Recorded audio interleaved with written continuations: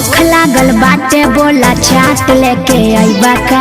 भूख लागल बाटे बोला चाट लेके आइबा का। तोहार घर लगे बाबा रात लेके आइबा का। जीवन भर खातिर अपना साथ लेके जाइबा का। जीवन भर खातिर अपना साथ लेके जाइबा का। तोहार घर लगे बाबा रात लेके आइबा का। आ तोहार घर लगे बाबा रात लेके आइबा का।